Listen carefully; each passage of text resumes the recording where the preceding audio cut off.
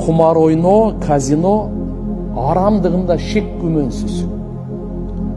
Арамдығында шектенген өзі арам. Анткени бунда жеке адамдын дагы, коомчулуктун дагы, дүнүйөсү дагы, ахиретине да чоң зыян. Кур'ан өзгөрүлбөгөн, бурмаланбаган, эң акылдуу, эң бактылуу, эң данышман инсанга түшкөн китеп. Бакара сүрөсүндө 219 аятта келет.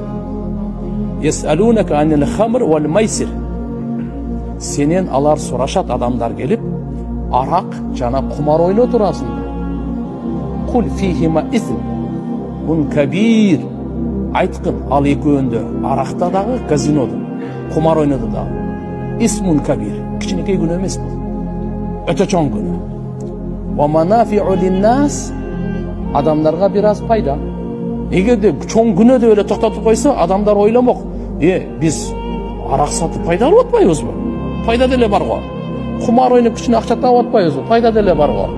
Кичине арак ичип алып, өзүбүздү алаксытып, кайгыбызды унуткан кичине пайда деле бар го. Адамдар таң калышмак. Ошон үчүн Алла Таала айтып койду, бир аз силердин оюңардагы пайда бар го, ошол бар. Кумар ойноо менен арактын күнөөсү, бунун пайдасы көзгө көрүнбөй калат дейт. Пайдасы чипуха деген сөз. Акбар мин нафайхима. Эселетип, эбегейсиз чоң анын зыяны.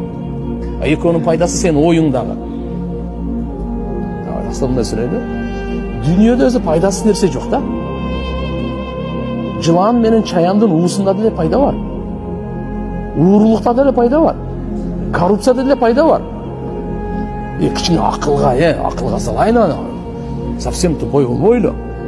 Билбейбизби? Анда сурайлы билгендерден. Фасалу ахла зикр ин кунтум ла та'ламун. Билбесеңер билгендерди сурагыла дейт.